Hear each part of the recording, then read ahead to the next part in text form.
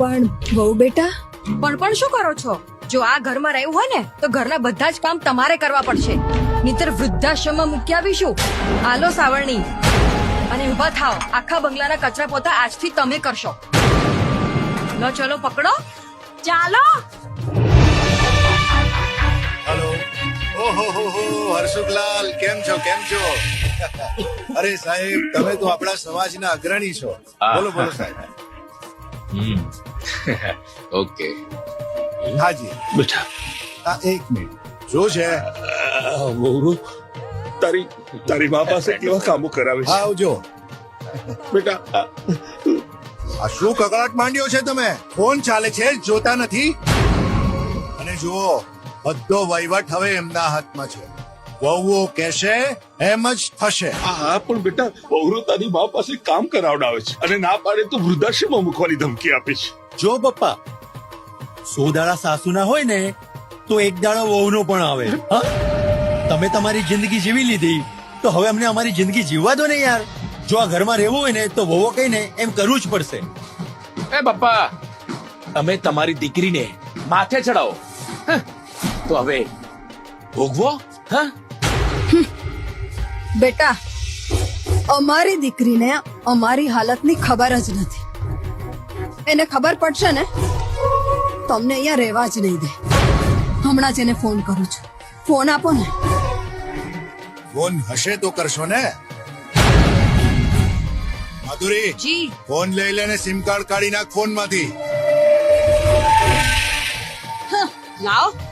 અને કાજલ, તું એક કામ કર, હા. આ બેવને અંદર લઈ જા, રૂમમાં બંધ કરીને બહારથી તાળું મારી દે. હા, તો જ આ લોકોને ખબર પડશે. રામ રામ રામ રામ રામ રામ. વસુલા, આ લોકોને સમજાવો ને. જો અમારી સાથે કેવું કરે છે. ભાઈ, હું તને હાથ જોડીને વિનંતી કરું છું, આ લોકોને કંઈક સમજાવ ને આ લોકોને. અરે મારી ભોળી બહેન, આમાં કઈ વિનંતી કરવાની હોય? તારે તો મને હુકમ કરવાનો હોય. સમજાવ. હા, બાળકો સાંભળો, આ છે ને તમારા મા બાપ છે. તો જે કરો છો ને એ કર્યા રાખજો, કોઈ કચાશ નહીં રાખતા. રામ રામ રામ રામ રામ. ભગવાન સૌનું ભલું કરે. અને શરૂઆત ચાલો ભણ્યાઓ. ચાલ બેટા,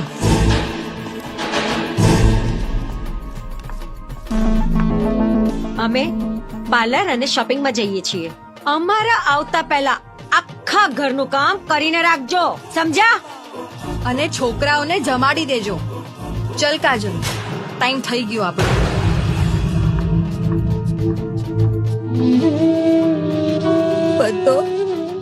બધો મારો જ વાંક છે બધો, કે મેં દીકરાઓનો પક્ષ લીધો અને તમારી પાસેથી બધામાં સાઈન કરાવી દીધી અને આપણા જાતના કાંડા આપણે કાપી નાખ્યા. હું જ ગુનેગાર છું, એકલી હું જ ગુનેગાર. મને માફ કરી દો.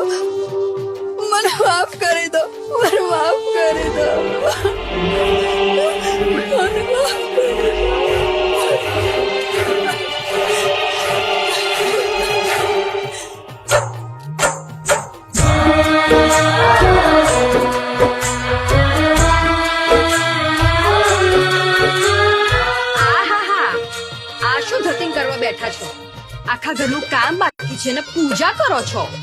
જો તો શેઠ ને શેઠાણી પૂજા કરી રહ્યા છે. અરે ચાલો. ચલ કાજલ.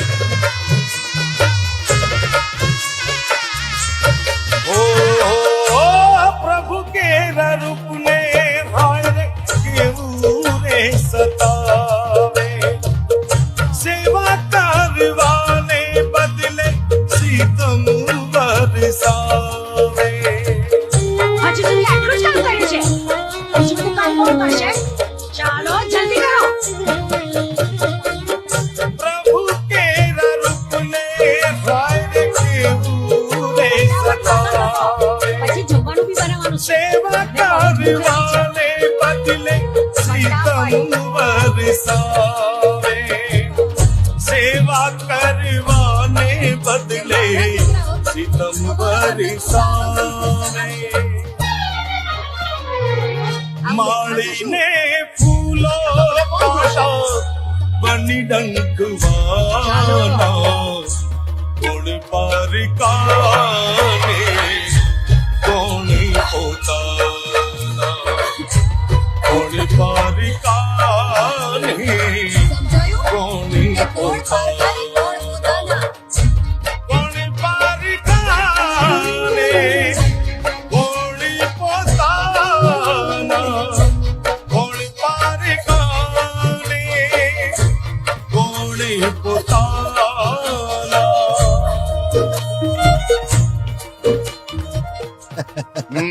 મામા છે જોયો ને? ભાણિયાઓ કેવો ચપટીમાં ખેલ ખેલી નાખ્યો. પેલા જમીન લીધી, પછી એના પર એપાર્ટમેન્ટ બનાવવાનું નક્કી કર્યું, પછી છાપામાં જાહેરાત આપી. અને ભાણિયાઓ મારા પર વિશ્વાસ કરજો, ખાતમુહૂર્તના દિવસે બધા જ ફ્લેટનું બુકિંગ થઈ જશે. મામા ઓ મામા એક કામ કરીએ ખાત મુહૂર્તના દિવસે મુખ્ય મહેમાન તરીકે ચીમનલાલ શેઠને બોલાવીએ એટલે મુહૂર્તના દિવસે આપણી વાહ વાહ વાહ થઈ જશે હા? વાહ વાહ, અને તારું અને સેજલનું સેટિંગ પણ થઈ જશે. અરે ભાણિયાઓ, ચિંતા શું કામ કરો છો? તમારો આ મનસુખ મામો કોઈ કાચો પોચો નથી, એની પણ વ્યવસ્થા કરી નાખી છે મેં. અરે પણ હા, મુખ્ય વાત સાંભળો. એ દિવસે ફંક્શનમાં તમારા મમ્મી પપ્પા એટલે કે મારા બેન બનેવી હાજર ન રહેવા જોઈએ. પણ મામા ઘરનું જ ફંક્શન હોય, મમ્મી પપ્પાની તો હાજરી હોય ને, એમને રોકી કેવી રીતે શકીએ? અરે રાકેશ, મામા છે ને, ફિકર નોટ. યસ, ફિટ થઈ ગઈ.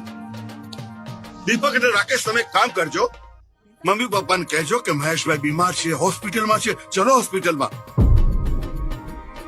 અને જેવા મારા બેન બનેવી ગાડીમાં બેસે એટલે ગાડી હોસ્પિટલ જવાને બદલે મરા મરા મરા મરા મરા મરા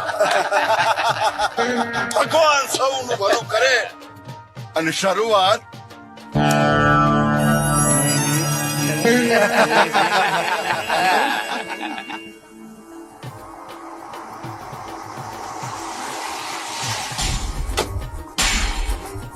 બેટા અહીંયા તો